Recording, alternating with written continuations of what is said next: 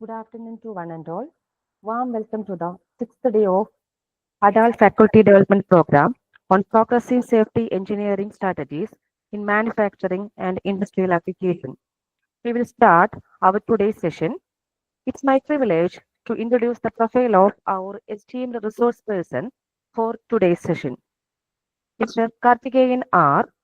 ME, Industrial Safety Engineering, with 29 years of expertise in safety, health, and environment management in international oil companies. He brings a wealth of practical experience and leadership in risk management. His commitment and insight make him an invaluable resource for advancing safety standards and fostering environmental responsibility in the industry. Now, I would like to request Mr. Karthikeyan R to kindly start the session on real-life industrial accidents and what we can learn. Welcome you, sir, for the session. Thank you. Thank you very much for an excellent introduction. So I understand there are people from many places in India, right? Not Yes, yes. just limited to Kerala. Am I right? There are Yeah, people yes, from sir. outside. Okay. Yeah. Yeah, good afternoon all. Can you hear me? All of you. I hope you can hear me. Yes, Yeah, sir. yes, yes, sir. Yeah, okay. Thank you for that. So our session will be approximately 1.5 hours. As said in the introduction, as working in oil industry, oil and gas industries, where safety, environment, and all are given very high priority. And I was not an academician, but I was involved in a lot of training activities, and also I will try to make it as useful as possible for all of you. And one more thing is that during my session, if anybody want to ask any questions, please go ahead and interrupt me. We can clarify that. And at the end of the session also, we will give some time for question and answer if you have any doubts to clear. But in between also, you can stop me anytime and you can ask questions. So I'm Karthikeyan and I'm located in Palakkad district of Kerala. So can we start? Yeah. Okay, sir. Okay. So I am going to slideshow mode. Just a minute. I hope all of you can see the screen, correct? Yes, sir. Yeah. If there is any problem, please let me know, or the host can call me in my mobile also. I will make the corrections required. Okay. Okay. So coming to this topic of real life industrial accidents and what we can learn. Before going into that, let me ask a question. All of you, are you connected with the teaching safety, industrial safety, or anything related to occupational health or industrial safety, etc.? Or you are teaching different subjects? Hello? Yes, sir. Yes, sir. We have subjects like industrial safety in Oh, engineering. okay. Okay. Okay. You are from which institute? So I am from Mahalya School of Engineering and Technology, which is in Palakkad.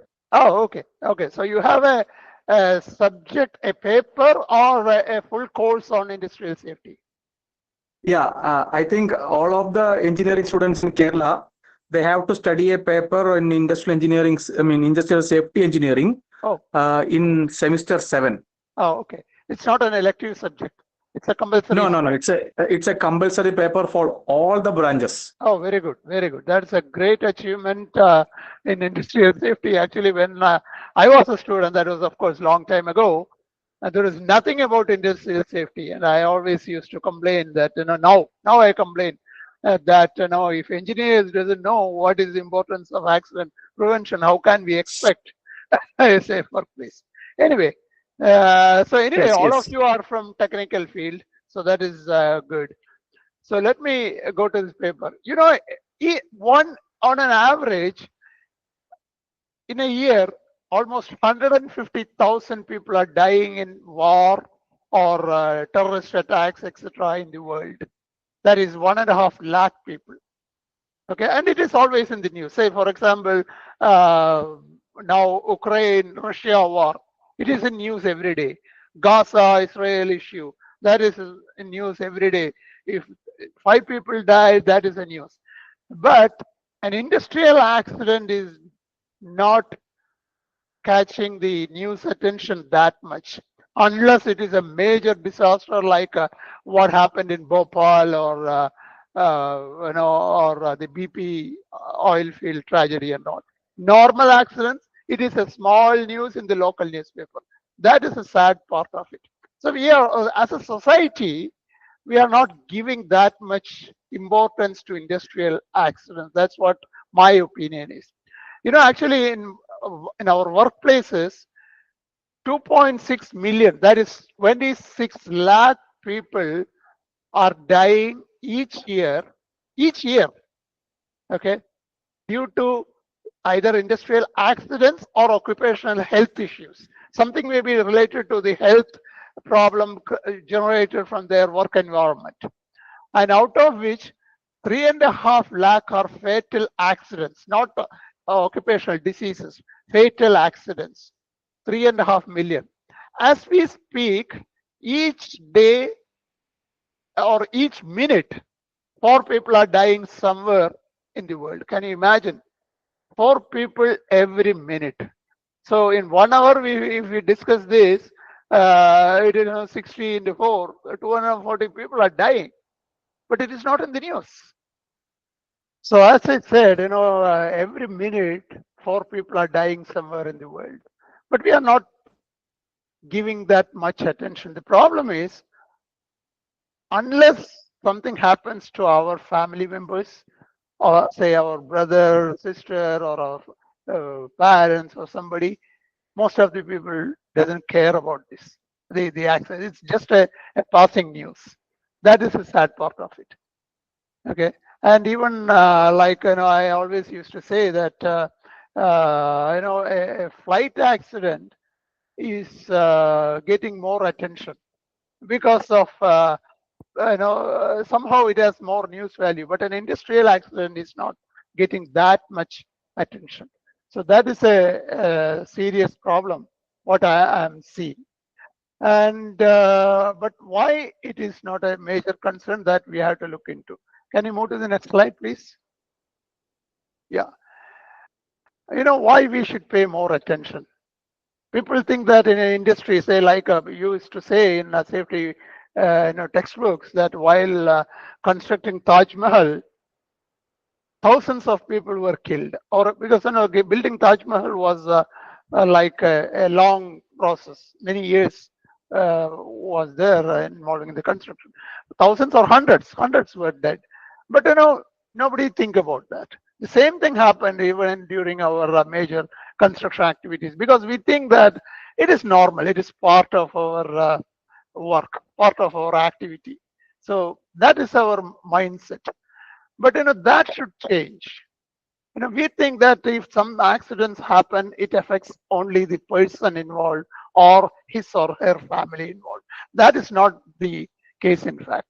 Other than the pain and suffering, there is huge financial loss in any behind every accident, or after, due to any accident, there is a huge financial loss. I think this slide is different. Can you please go back? Yeah, next is this one. Okay, go to the next slide, please. Next one. Yeah, okay. Click. There is another point. Yeah, click, please. I don't have control. Next.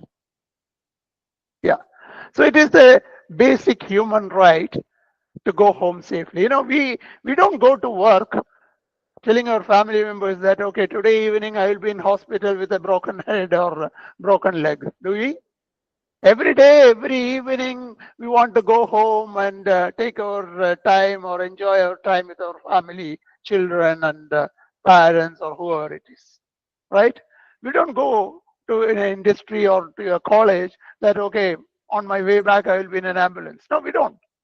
We don't do that. So it is our right and our expectation to return home safely every day. Okay, next please. And another reason is, from the business point of view, there will be huge business disruption and productivity loss. You know what happens immediately after an accident in a company? Imagine a workshop, a huge workshop, or a big plant, like say Instrumentation Limited in Palakkad or BHEL or any industry. If an accident happens there and somebody is injured, immediately what happens? What do you think? What happens? Can you please answer, anybody? You are hearing me, right? Okay.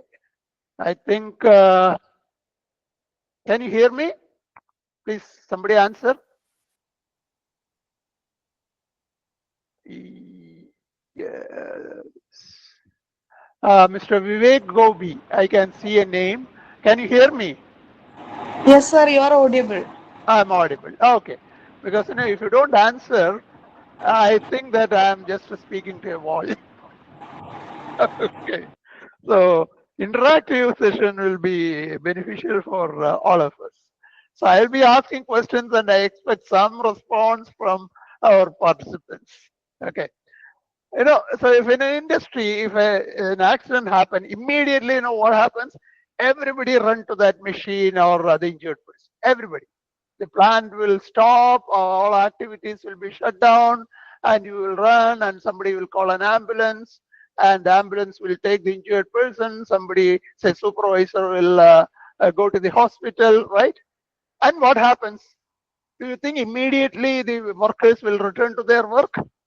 No, that never happens. Immediately they will start discussing, oh, what happened? Oh, I know that this problem was there. We never, our management never fixed it, or the person was not knowledgeable.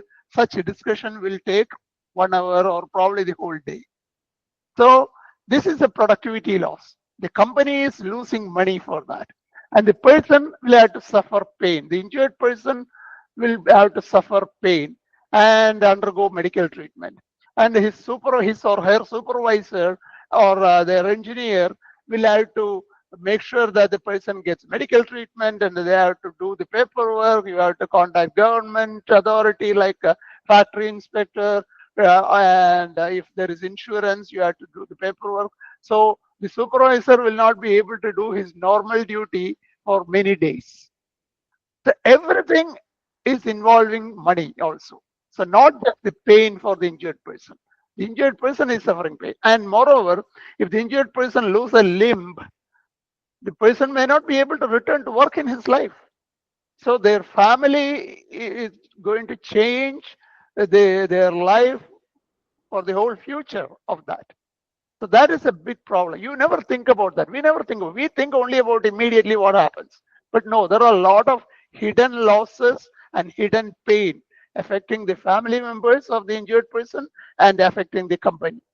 Company's profitability will be affected hugely if there is an accident. Okay, next please. Then there is litigation. There will be case. That some of the major accidents, the minor accidents in our country, unfortunately, what happens is that nobody report it. That is a tragic truth. That's a fact. We don't report. But in a major accident like a big fire in an oil company and all, you cannot hide it. So you have to go behind the litigation process. Like there will be compensation cases, there will be criminal investigation. So the management will have to run behind the litigation for quite some time. In some of the developed Western countries like USA or Europe, one accident to finish the litigation, it may take more than 10 to 15 years. You'll not believe that. In Gulf of Mexico, in USA, an oil rig owned by British Petroleum caught fire and 10 people died. That was around 15 years ago. But the legal activities are even now continuing. There will be compensation from the individuals, from the society, from the local body, local government and all. And all this litigation will affect them. Can you go to the next? Then it affects the reputation of the company. Say, after Bhopal tragedy, you know who was the owner of the Bhopal plant? Can anybody remember? It was Union Carbide. The Union Carbide. You must be familiar with the Eveready battery. You know, the Eveready battery we all use, that was owned by Union Carbide, actually. But after the accident, their reputation worldwide was so badly affected. They never used the name Union Carbide now. The company itself was sold to another giant oil chemical company called Dow Chemicals, and Dow Chemicals is not using Union Carbide as a brand name anymore because they know that this name is going to be very bad for them. Nowhere in the world they are using the Dow Chemicals. In India, there is still a small division producing the batteries, and I think they are using Union Carbide. Other than that, worldwide, they don't use this name because of fear of their reputation, damage to their reputation. See, if a big company cannot afford reputation, then how small companies can? You know, so all over, you know, this is a, it's not making any sense to have an accident, not just injury or pain to the person, it because of the money loss, litigation, and reputation. Next, please. Yeah. Direct loss, like damage to the equipment and machinery, or medical treatment expenses, or direct compensation to the affected employee's family. That is what we all see. But at least 4 times that that amount will be lost in indirect cases. Indirect means delay in production. Delay in production means, I can explain you. Say in my company, I have a contract to supply certain part to, say, suppose say Toyota Motors. I'm producing something, giving to Toyota Motors. And unfortunately, if an accident happens in my company, I will not be able to supply the product in time. Correct? So what happens if I don't supply my product in time to Toyota? They will not give me a contract again. They will not buy anything from me. And moreover, as my company's image is affected due to an accident, Toyota or any similar big international companies will not do any business with you because they know that their name will also be affected. So the present world is not like 10 or 15 years ago or 10 or 20 years ago, where nobody cared about reputation. Anybody producing anything low cost, you can sell it. But now it is not the case. Reputation is very important. So these are all indirect cost we are paying. Then the legal compensation and all these things. So what we see is only tip of an iceberg. The direct cost is only tip of an iceberg. More than 1/4 of that is hidden cost. So think about that. If you are teaching engineers in your institute, they must understand, because tomorrow they are all going to work for certain companies. So they should know that an accident-free workplace is really making good business sense. It's not that, okay, if somebody is injured, I can change the person, I can hire somebody and run the company as if nothing happened. No, that time is over. Now that is not the case worldwide because of the social media and TV channels. Everything, something happens in any part of the world will be shared worldwide, and you will not, nobody will be interested to do business with your company. So that we have to see. Next, please. Yeah. This is the accident I told earlier. It was in 2010, say 15 years ago, the Gulf of Mexico Deepwater Horizon, that is the name of the oil rig. It caught fire and 11 people died. You know how much money they spent? 65 billion. So it's more than 6 lakh crore rupees, Indian rupee term. Can you imagine the cost involved? It's not that this much money was paid to the 11 people's family. No. Okay, this is all the cost involved in cleaning the oil spill, and giving compensation to fishermen in that area. Everything is involved in this. Next, please. Next slide, please. Okay. Say, we all know that we have plenty of laws and regulations, like we have Factories Act, and in India and in UK there is their own accident prevention laws and regulations, and in USA there is something called OSHA. All these things are there. But when these things were created, only after major accidents. So we are not proactive.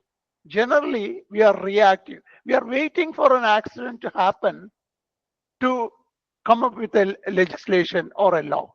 That is the sad part of it. Why can't we do it before? Like, I can tell you the Bhopal disaster was in 1984.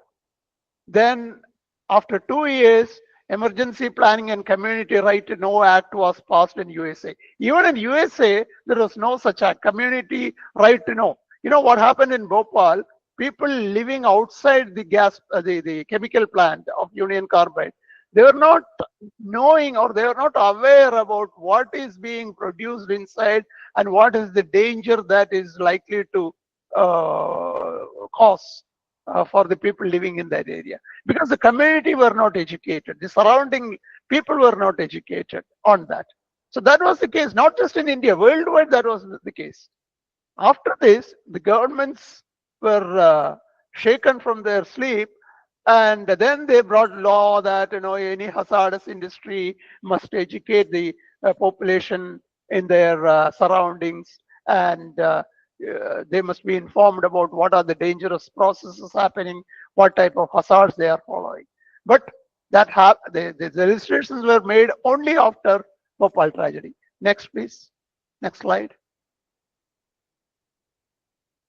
This is a picture from an Exxon Valdez oil spill. This is a huge oil tanker, crude oil tanker, ran aground, means crashed onto the sand dune, and oil spilled that area in that sea. That was in almost in the Atlantic, Northern Atlantic. That happened in 1990. Okay, I don't know, 89. Only after that, US government passed the Oil Pollution Act.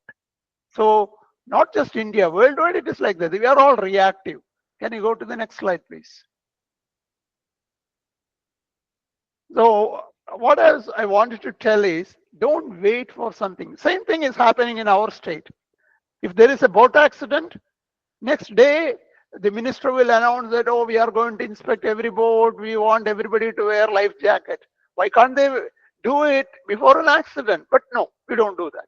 If somebody died due to food poisoning or eating shawarma, which is a common issue now in Kerala, then immediately the government or minister or officials will come up with, oh, we have to inspect every restaurant and what type of food they are giving. Why can't you do? Why you wait until somebody is dead? That is a sad part. We are always reactive. We don't take proactive action. Okay, so this is a big problem here. And actually, these accidents are happening even before the site work, industrial accident. I'm coming to industrial accidents. Most of the accidents are happening before anything is constructed. That means at the design stage itself, we are putting foundation for an accident. At the construction time, we don't follow the safe procedure because in the design stage, we did not consider it. That is a bigger problem here. So we are putting foundation for an accident even before we start the work. That is the sad part. Can you go to the next slide? Next. So why it is happening? Because, as I said, there is very inadequate consideration in planning the project and the design and contractor selection. Contractor selection, why? Let me tell you that. If I am a government department, when I want to build a long bridge or a long road or anything, or a building or a dam, anything, we invite tenders, correct? You know that. We invite tenders. And who win the tender? Whoever is quoting the lowest rate.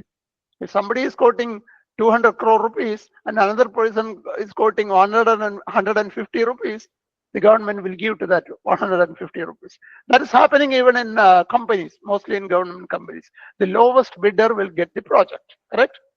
But we never bother to look into the track record of that company. You know, how many accidents happened in that company in the past 10 years? How is their history? Are their workers trained and competent to do the work? So this is a missing part. That is a very important missing point. We just look into the who is the lowest cost, give the contract. That must not be the case. We must look into the contractor's capability. When I was in a company, oil company, you know how we call tenders? We get two tender packages. One is financial tender, which involve money, how much money they want. The another one is technical bid. Technical bid is their history, their experience, past experience and all, with the last 10 years of their activities and how many injuries happen, all the statistics. So first, we don't even open the financial bid. The money part, we will not even open.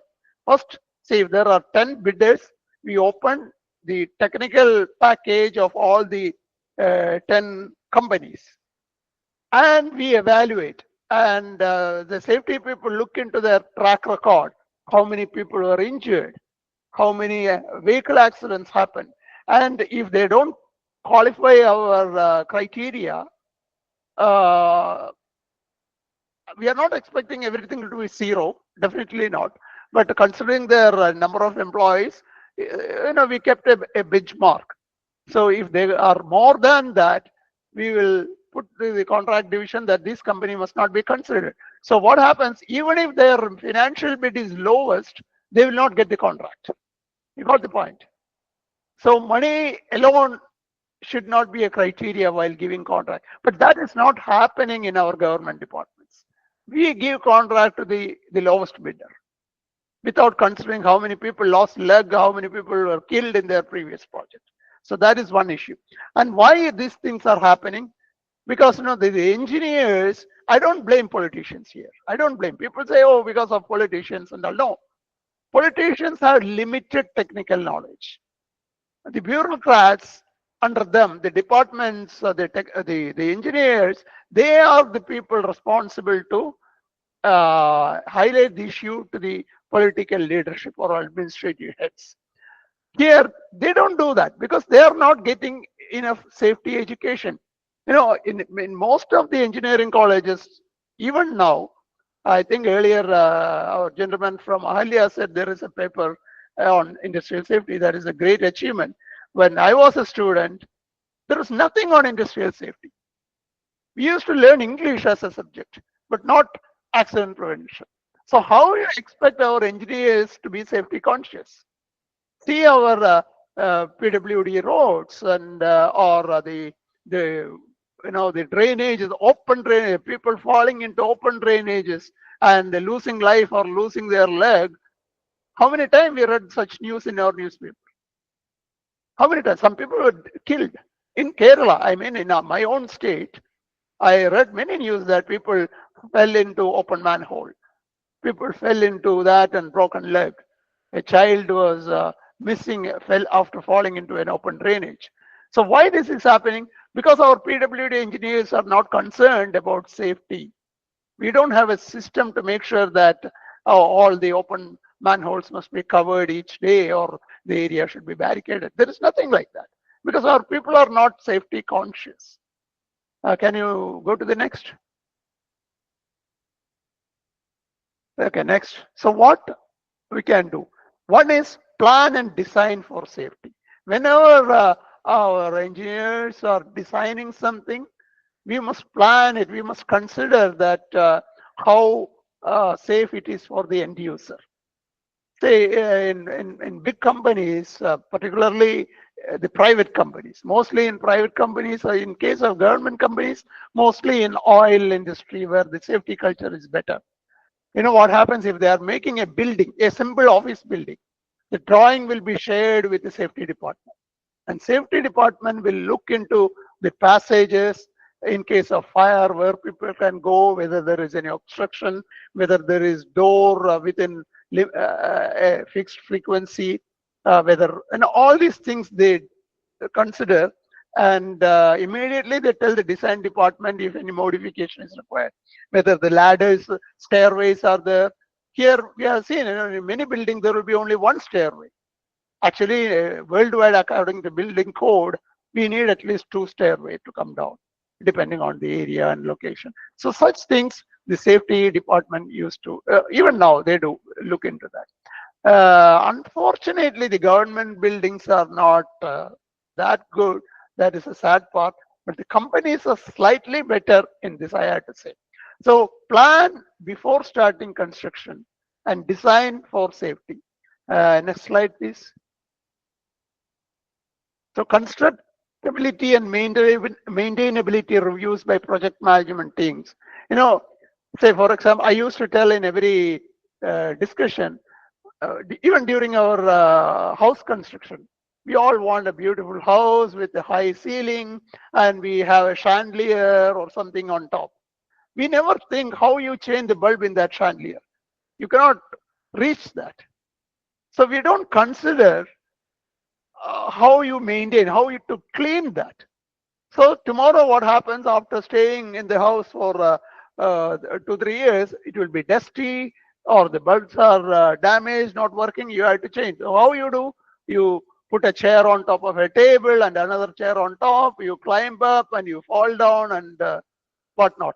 Probably you will, if you are lucky, you will survive with a broken bone. Otherwise, you will die.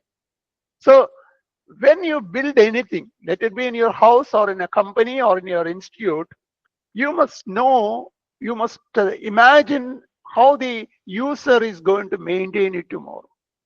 Okay, whether it is approachable, whether it is reachable, these kind of things must be looked into.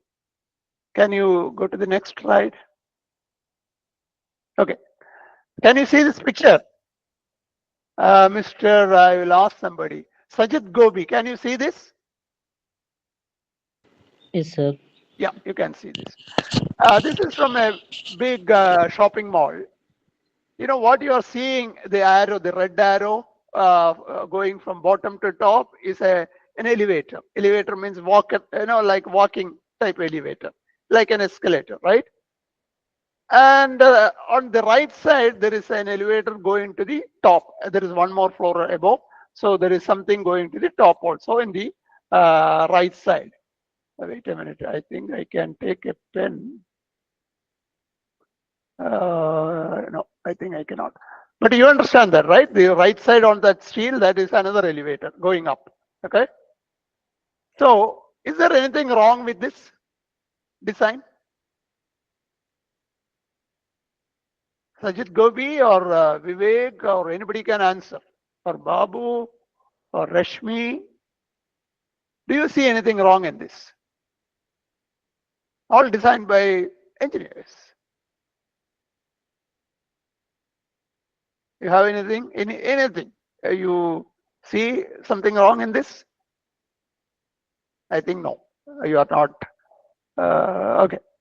You know the escalator or the elevator going from the basement to the ground floor, from the bottom to the top, it is very close to the other one going up. There is no gap, right? Can you see, Sajid? Can you see that? Hello? Yes, sir. Yeah, there is no gap at all. So what happens, as there is no step, people will have a tendency to talk to somebody looking on the reverse without paying attention to that. There is another elevator or something structure very close. They will be keeping their hand there or probably head there, and they will be stuck into this huge pinch point. In this pinch point, if somebody is stuck, you know what happens, because the elevators keep on moving and you are stuck in between. So it can lead to death. So when I saw this first time, I went to the store manager and I told that there is a serious issue here. You have to do something, at least a warning sign or something. They didn't do anything. Actually, they looked at me with a smile that you don't have any work. Are you teaching us? Something like that. But you know what happened? After 2 months of I saw this and raised this concern. A young boy, a child of 10 years or 12 years, were going up and he was talking to his parents and his head was stuck here, and seriously injured. Seriously injured. Okay. After that incident, they put some roller with orange color so that before reaching that point, you will be warned as something projected. So why they were not taking this action before? That is my question. First of all, in the design itself, there should be enough gap between these two. So that's what I said. We are designing things to create an accident. So that's a huge blunder by the design engineers there. They did not consider safety, right? Okay. Can you go to the next slide? This is a chilling plant for not pipelines and pumps connected to a chilling plant. And these are all in the ceiling. What you are seeing is not ground or the floor. It is on the ceiling, hanging. And there is motor, there is some equipment and all. Is it a good design? Can somebody answer? Mr. Dhyanesh, I hope you are seeing this. Can you answer? Is there anything wrong in this? Okay, right. Okay, let me explain. This is doing all the work required. It is feeding the pump and circulating the water and chilled water to the chilling plant. That's all perfect. But the problem is, if there is any leak or a problem, or you want to replace or repair the pump here, there is no accessibility. You cannot, worker cannot go in. You have to dismantle the whole thing to reach to the pipe behind that. So this is what I said. While constructing, you must consider how this is going to be maintained. So this is it. So it is a very bad engineering. Next slide, please. Okay. People in Palakkad must be able to identify this location. Can you tell me which is this place? If you are in Palakkad, you must be knowing. Is there anybody from Palakkad? St. Mary's Polytechnic is in Palakkad, so you must be knowing. Not Chandranagar. This is the Palakkad town railway station, the flyover near that. Okay. You know the flyover from the Tarekat junction. People not from Palakkad will not be knowing, but if you are in Palakkad, you must be knowing this. Okay, it's called that Patikara bypass flyover or something like that. Okay, this flyover is designed by PWD engineers. How poorly designed? Can you see? People coming from this, a vehicle coming from this road, can they take a left turn here? No. If you take a left turn, you have to move forward, take reverse and go if it is a bigger vehicle. But by that time, there will be vehicle coming and there is no visibility.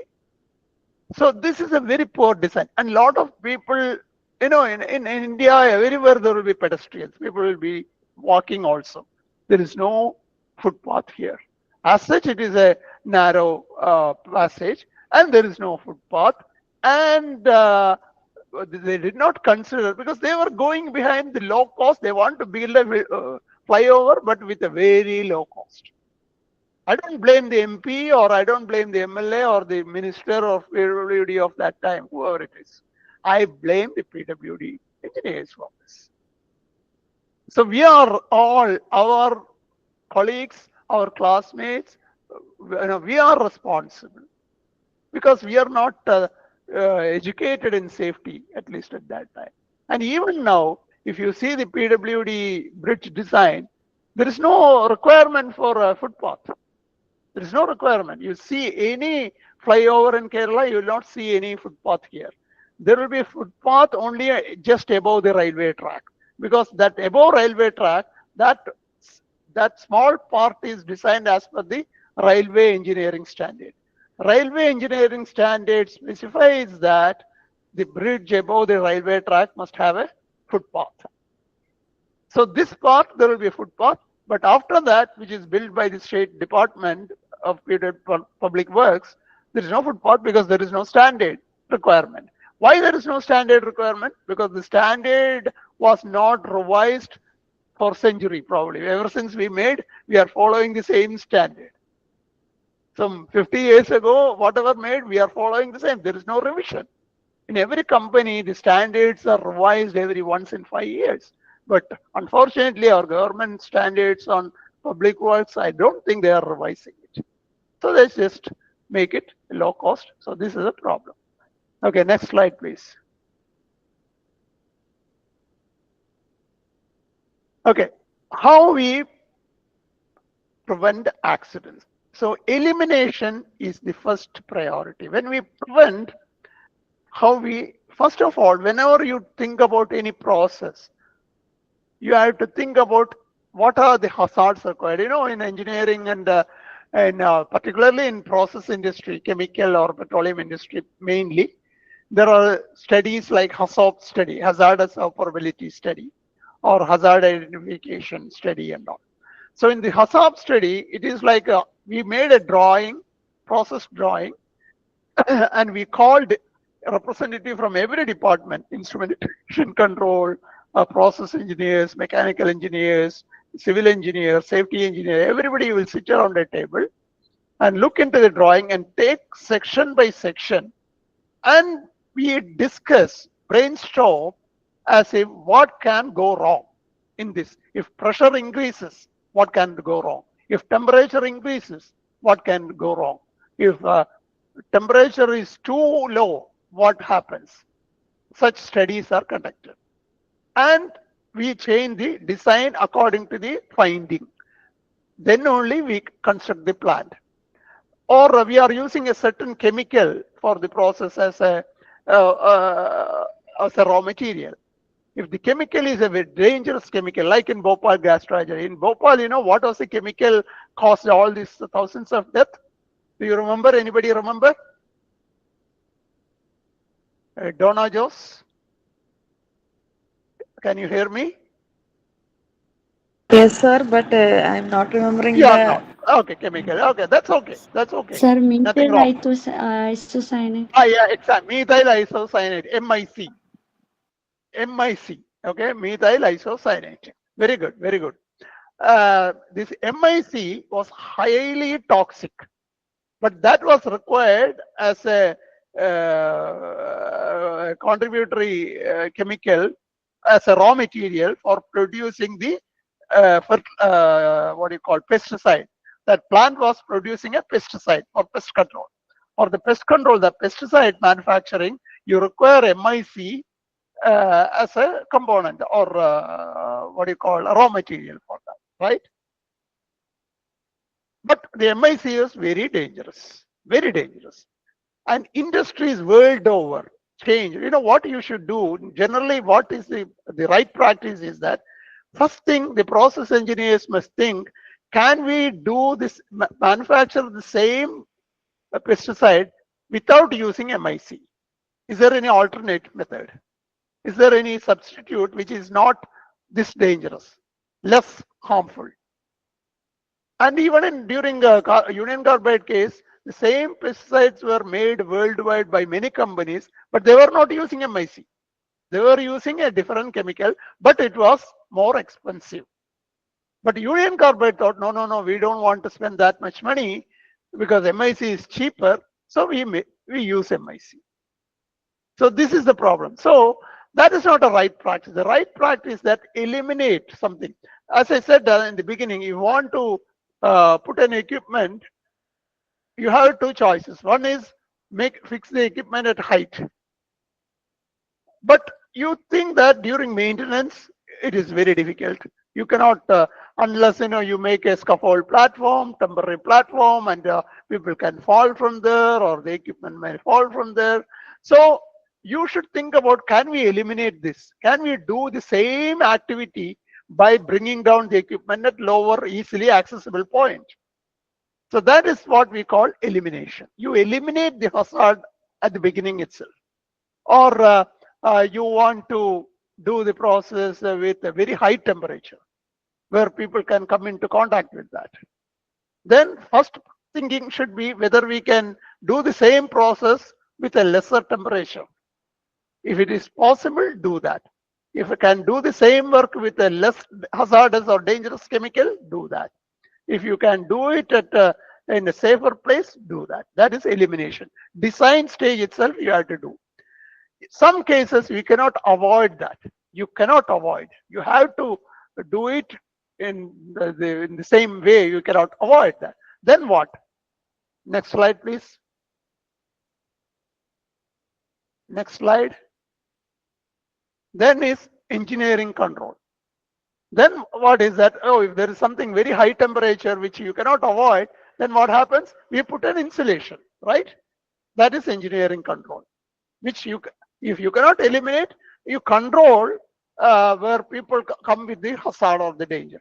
So you cover with the insulation, or you provide proper access if it is at high level, or if the chemical is dangerous, educate the workers, educate the people, and provide safety showers, etc. All these things you provide. That is the second. Or there is a rotating machinery where people can put their hand. Many times we read in news that hair caught in a mill and the lady got killed, or somebody's shirt caught in a machine, rotating machine, and the person lost hand. So why this is happening? Because the rotating machine you cannot avoid. Then there is engineering control is there. It is supposed to be guarded. So when you don't guard it, then this kind of accident happens. So that is a second priority, engineering control. Put a guard on the rotating machine. Put an insulation on hot surface. These are all engineering control. Next slide. Then administrative control. The next is train the people. Training people is not the first action. That is the third effective. In effectiveness sequence, this is only third most effective. Because when people, however you train, people are likely to forget. That is in a human nature. Whatever training you give, you will forget sometime or other. Or if there is a, say you come to work with a fight with your husband or fight with your wife in home, and you are not mentally alert while doing the work, you don't remember what you learned in the training. Because your mind is not, you are not paying attention to the work. So that is not very effective, but it is a requirement. You have to train, because that is a third layer of protection. And instruct that everybody must use personal protective equipment like helmets, safety shoes, fall protection. People falling from height is very common. In the construction industry, more deaths are happening because of people falling from height. Okay, because they are not using fall protection. There is no workplace with the handrail. They don't use safety belt, this kind of issue. So educate, that is administrative control. Next, please. Next slide. So we have responsibility, our engineers have responsibility in all the three. First is eliminate, second is engineering, third is administrative control, or you can also call education. Okay, but the most effective is elimination, the top one. Elimination is the most effective, second is engineering control, and third is administrative control. And we have responsibility in all these kind of things. Okay, so like I was talking about open manhole under PWD work areas. You have to keep some time, they open the manhole to do the repair work. I don't blame them. But then there should be an engineering control. What is engineering control? You must barricade. You must barricade so that nobody go and fall into that. And another one is that why sometime even after the work, the worker is not putting the manhole covered. They just leave it open. Why it is that? Because there is no administrative control like a work permit. So there should be a work permit system. Before starting the work crew must go and check the area, open the manhole, do the work, and after that they must close the permit by going to the whoever gave the work permit and sign it off. The permit closing authority must check that the work area is restored or brought back to the original condition. We don't have a work permit system in any of the government department, unfortunately. We don't have it. Only in companies you will see, particularly in chemical or process industry or some private big companies and oil industry, you have work permit system. But you go to electrical department or KCB or Tamil Nadu Electricity Board or PWD in any state, is there a work permit system? No. We just give a verbal instruction, go and fix the drainage in such and such place. There is no written work permit with the specifying the safety requirement. Whether they close the manhole or leave it open, nobody go and check. So engineers must have a role in all this. Okay, next slide, please. You know why these are all happening? Because we don't have a safety culture. We don't have a safety culture. You know, this picture was taken in 1932, long ago. And this picture was taken from New York. At that time in New York, a lot of buildings were, all these skyscrapers were under construction. So this picture, his name is called lunch time. Because, you know, the workers, the construction workers are sitting on a suspended beam. They are very high. You know, you can see the buildings below that. Okay. So this is very high. They were sitting and having lunch. They have lunch packets or reading letters from their home and all. No fall protection. People can fall and die. But at that time, that was the culture. But after this is in 1932, so long ago. But now the world moved forward. This culture changed. But did we really change? I want to show you another picture. Can you go to the next? Did we really change? That is the question. This picture was taken this year in 2025 in a 5-star hotel in Cochin, Kerala. Okay, my friend was having a tea there. He was staying there, and he was having a tea, and he saw this, and he thought that, oh, I'm his close friend. He thought that I'll be interested to see this. He immediately took a picture and sent it to me. Karthikeyan, you see, this is the safety culture in our place. See how shocking it is. This is in this year, 2025, not in 1930. Even now, in our own cities, in our own place, you can see people walking at the top of a multi-storied building without any fall protection. Is it because there is no money for fall protection? No, because we don't have a safety culture. We don't have a safety culture. The management, why they were allowing this? If you fall and die, then the government will come and say that, oh, what is happening? Why people are working at height? What action you fail to take? Why can't they instruct that nobody should work at height without proper safety control? So our culture, even today, you have to improve a lot. You have to improve a lot. I hope you understand the severity of the issue. Okay, next slide, please. Okay, what is a safety culture? I said safety culture. We don't have a safety culture.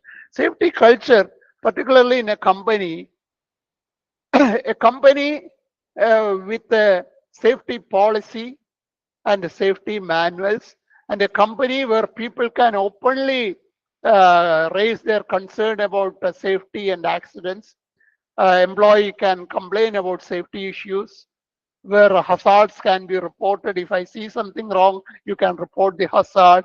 And a company where in their annual report or KPI means key performance indicators. In every company, there will be every year there will be annual report, and for the next year they will set their targets, key performance. it will have, okay, next year our profit must be increased by 10%. Next year our production must increase from 5,000 pieces to 6,000 pieces. Like that, there will be targets. In that, safety must also be part of their key performance indicator. This year we had 4 accidents. Next year we must reduce into 2 accidents or 1 accident. Okay. After that, you can aim to be 0 accident. Ideally, we should have a 0 accident, but practically from 10 accident, you cannot go directly to 0. It is not practically possible, but at least you should be reducing the number of accidents. So it must be part of your annual KPI or key performance indicators. So there should be a culture of people sharing these kind of things. And the management meetings, generally what happens in our companies and the management meetings happens once in a month or something. They discuss only about why this machine is shut down. We want to restart it because we are losing money. We are not meeting our targets. Why our profit is less? Why the cost increased on fuel expense? These questions were asked. But in real big or nowadays some big companies, they really ask why the last month's accident happened. Why? What was the recommendation in the investigation? Whether you did any investigation, whether what is the recommendation, what action you have taken. The top management will ask the department head responsible for that, and they will set target date, and they ask in the next monthly meeting that, okay, whether you close the recommendation, whether you shared lesson with other people. So this is all examples of good safety culture in a company. In the company where I work, every week we used to have management meeting, not every month, every week. In the every week safety management meeting, there will be agenda items. The first agenda was always about safety. First agenda. They will discuss how many hazards were reported, why it is not closed, what is the problem, whether we don't have budget. Immediately they will pass the budget for that. And what happened to the accident investigation report you prepared last month, whether any recommendations are pending to be closed. So that is a good safety culture, right? So safety culture means an overall, a management commitment. Leadership should have a commitment, not just lip service. You must walk the talk. Okay, management must provide, not like, in our big meetings where sometimes the ministers and all, they promise many things. They say, oh, we will ensure that we will do this, we will have this beautiful roads, and after the meeting they just ignore. No, there should be a commitment for what you are going to do. So there should be a commitment from the top. Then only you will see, say like a safety belt in the vehicles. Okay, how many ministers wear safety belt while traveling in their car? How many ministers wear? Most of them don't. So if an ordinary person see that, what do you think? What message you are sending to ordinary people? Then the leader is not wearing safety belt. Why should I do that? Right? In your home, say you are driving your family car, and if you don't wear safety belt, do you think your children will do that? Definitely not. Because your children are taking you as an example. So if you do certain bad behavior, they are going to follow that. Right? If I don't wear safety belt, seat belt, I cannot instruct my son to do that, because they say, oh, even you are not doing. So the signal you are sending is very wrong. Okay. So safety culture development is very important. You are all coming from education institutions, right? All are from polytechnics, correct? Can anybody answer? I hope you are not sleeping. Hello? Yeah, nobody is answering. Sir, there are participants from engineering colleges, polytechnic colleges, and industry as well. Okay. So you have staff meeting, right? You have staff meetings, correct? Yeah. In the staff meeting, Yes. say from next month, you try this. In the staff meeting, you just tell that if you walk around your campus, you can definitely find some problem somewhere. There will be some tripping hazard, where people can trip some pipeline, maybe going above the ground, or some electric cable switches were damaged. And now there will be, I can bet. You cannot say that, oh, our institute is 100% perfect. No, in every place there will be one or other problem.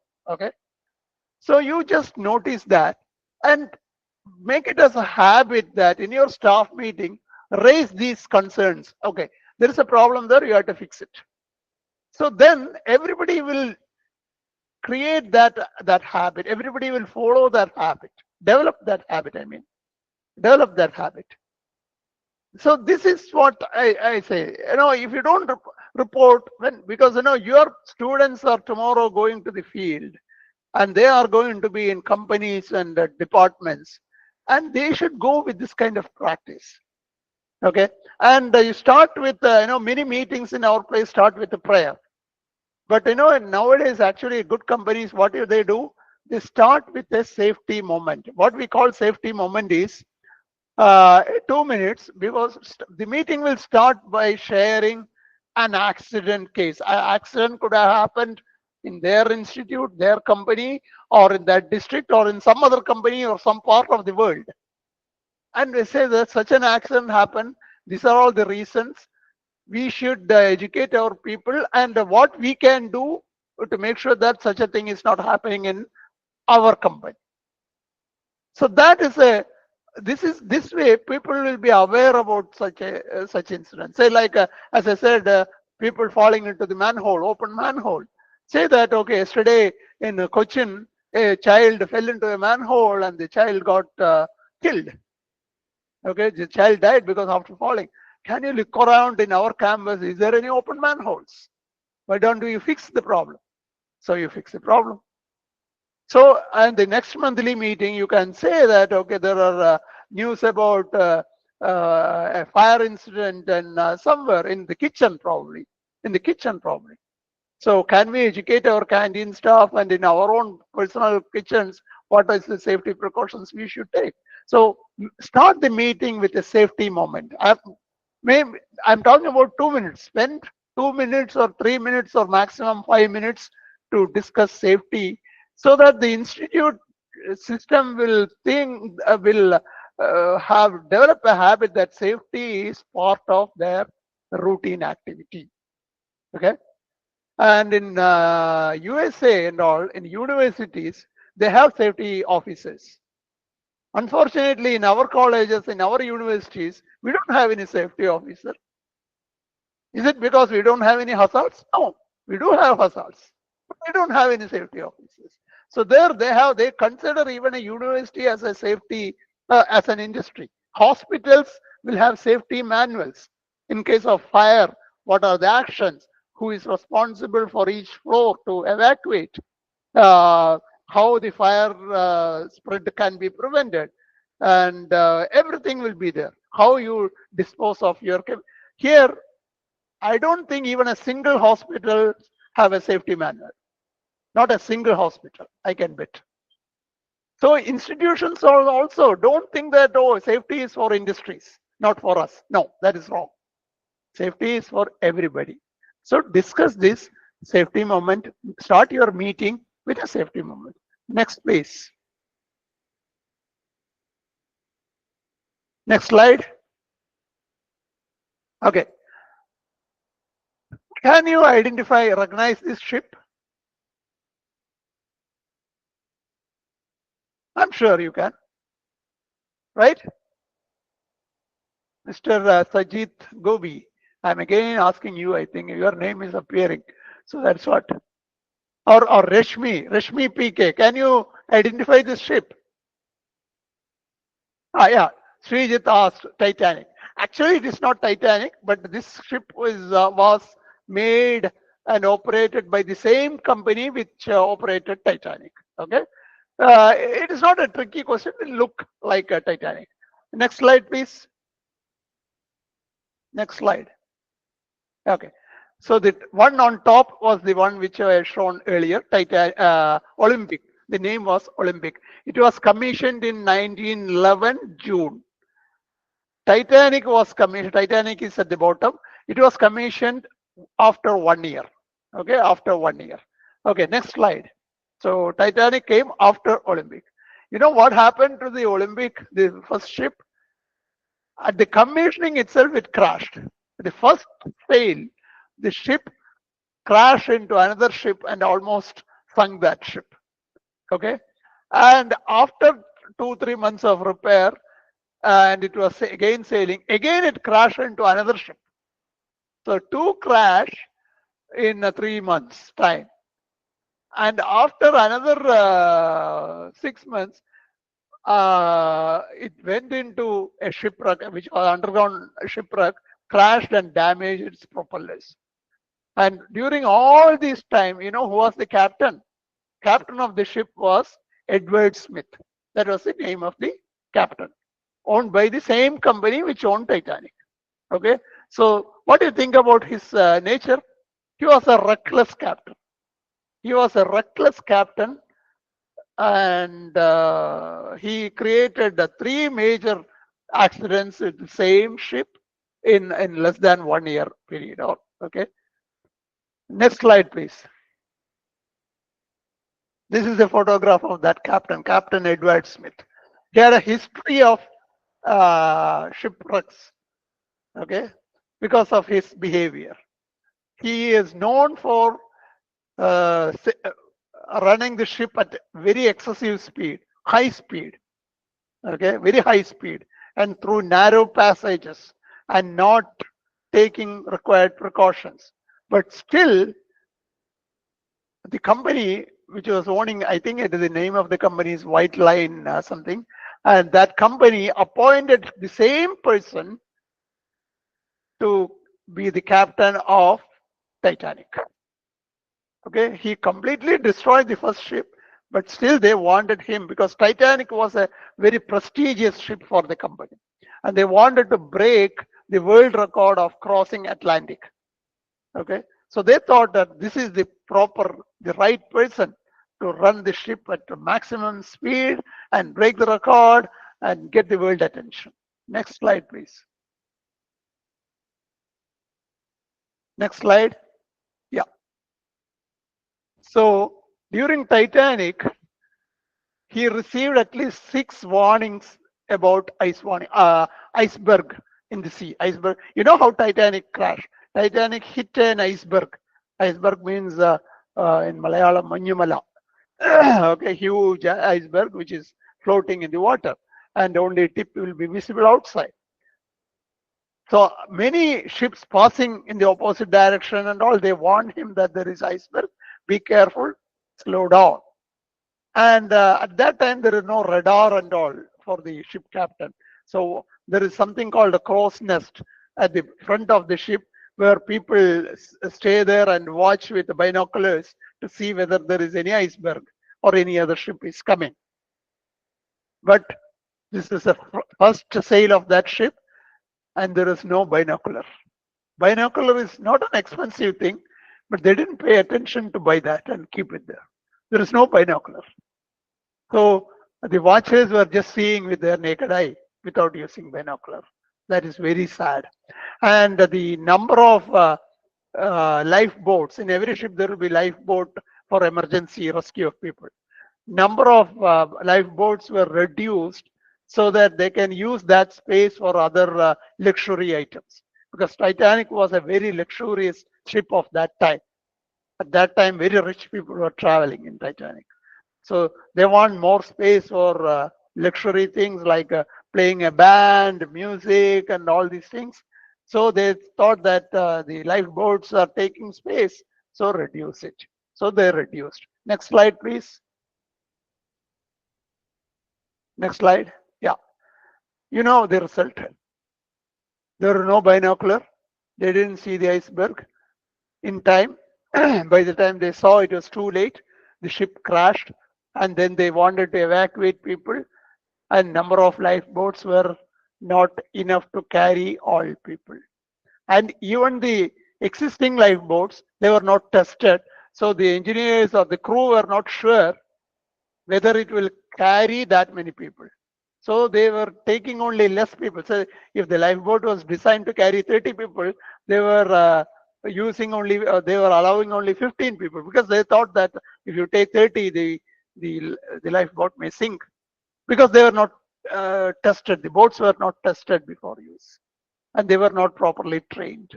There is no binocular, and lot of people died. 1,500 people died. Out of this 1,500, at least half would have been saved if they were evacuating all the people using the available lifeboats. Okay, but unfortunately, that didn't happen. Next slide, please. Next slide. You know the funniest part? You know the chart room. Chart room means the captain's room, like a control room. In every company, you know, nowadays, if you visit a company, normally you see a board that safety is our top priority. Safety, we consider safety as our top important policy. All these messages will be displayed.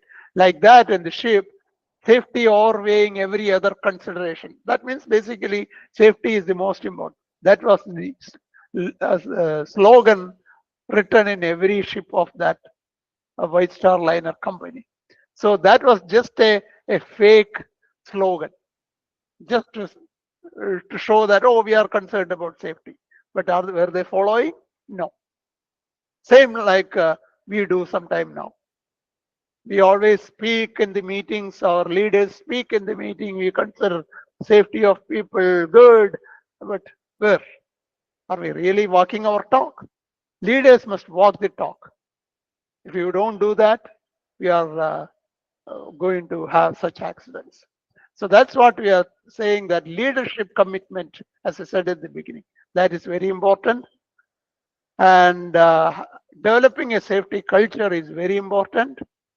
And the taking proactive action, not waiting for an accident to happen, even before accident, taking action is important. And we don't wait for some people to die to take action. And communicating hazards before it lead to an accident is important. You don't have to wait for an accident to take action. If you know, it could be simple. You know, even a cable on your walkway in the corridor of your college, it is a hazard. People can trip and fall. Don't wait until somebody fall down. Fix it before that happens. Okay. And if there is something going to fall down from ceiling, a light fitting is not properly fixed, don't wait until it fall on somebody's head.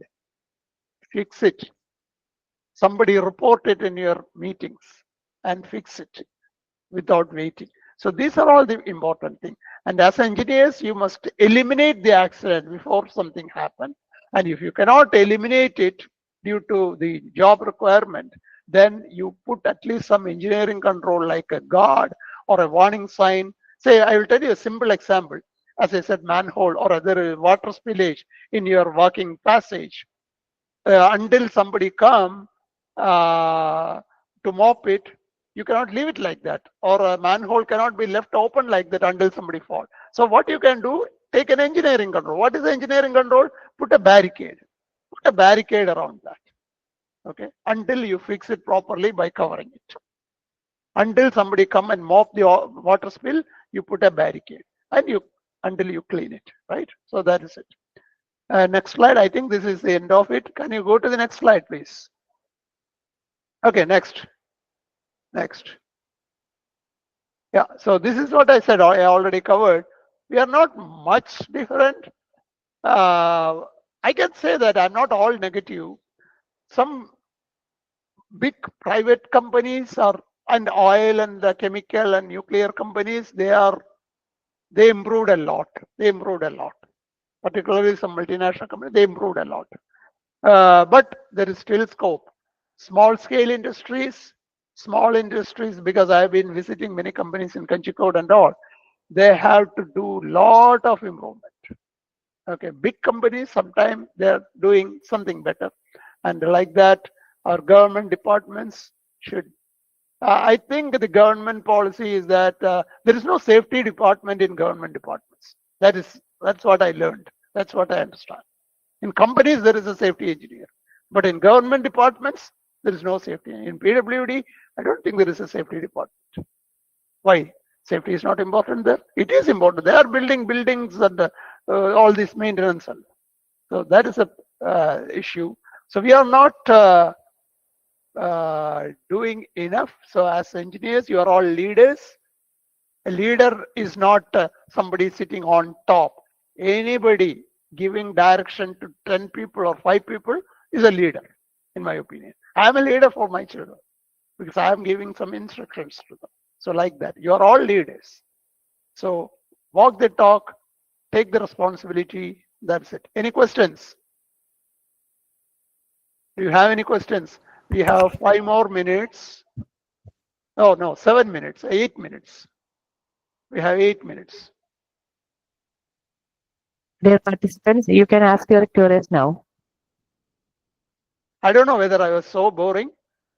Because taking a class on a Saturday, that to afternoon is very difficult. That to online. No, sir, the session was interesting. Yeah, thank you. Thank you for that. I hope if you take at least 20% of that, it will be great. Can I play a video? I don't think people are asking questions, but you can ask any questions. We have another 8 minutes, 7 minutes. Can I play a video, please? Yeah. I don't know whether.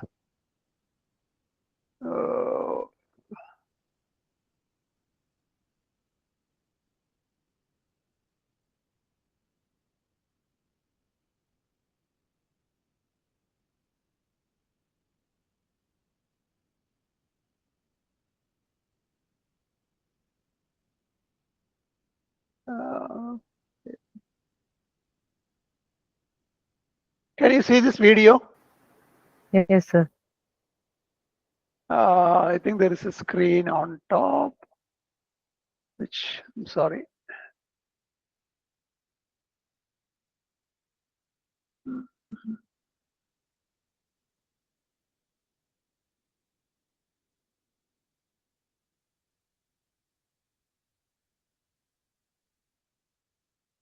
I want to talk about lockout tagout also a little bit.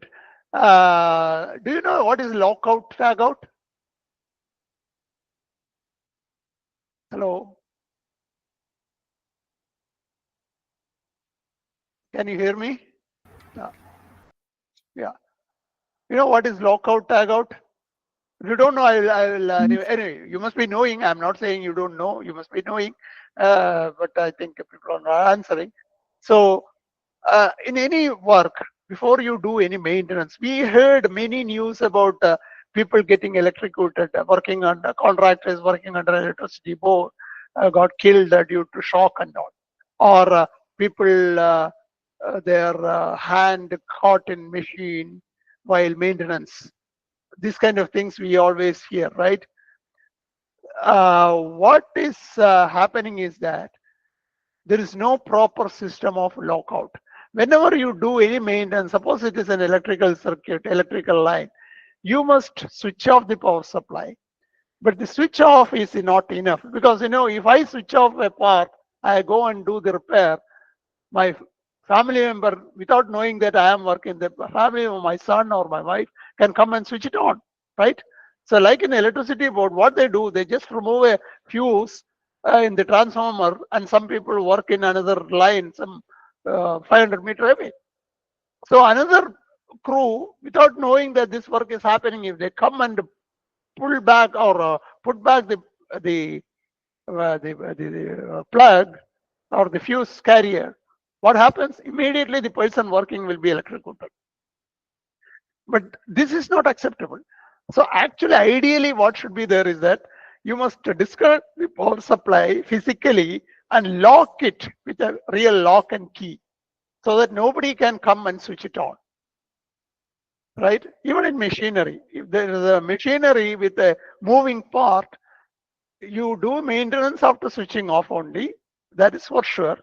And after switching off also, due to the gravity or the energy stored in that, The machine can make some movement, particularly if there is a flywheel, the flywheel may turn, which can pull your hand inside or body part inside. So what you should do is that after switching on the machine, you must lock the flywheel. You must block it, physically block it, so that the flywheel will not move or the rotating part will not move until you finish the work. And if there is a pipeline, like in a chemical plant, you want to do some hot work like welding or grinding at one part of the line, what you do is that you close the line and purge the line, because there will be oil or gas inside the line. So that must be purged out. That must be cleaned. After that, the valve, the valve is closed already. Then after that, the closed valve must be put up with a chain and lock and keep the key with you. Otherwise what happens is that somebody will come unknowingly, they will open the valve. You open the valve when the hot work is happening some 200 meters away without knowing that that's happening. Then the flammable gas or liquid will go and it will end up in a disaster. Okay. So actually there is a lockout tagout system which we don't have time to get into now, but in simple, this is it. Physically isolate the power. Power could be electricity, powerful can be mechanical machines or hydraulic system, anything. You physically close it and lock or block it so that nobody can activate it until the work is completed. Because of not doing that, we are losing many lives in our different states electricity boards. People are getting killed, and this is very simple. It's not a 100 crore project. It's very simple. You just buy some 100 locks in every electricity office with a system. Whoever is locking, and the key should be educate them, and they can do that. And in machinery maintenance, the companies can buy and keep the locks. Normally we have a system like lock box and keys and all, which has a detail which I'm not going into. Okay. So is that okay now? Is there any question? Any question? Dear participants, you can ask your queries now. Or you can drop it in Q&A tool.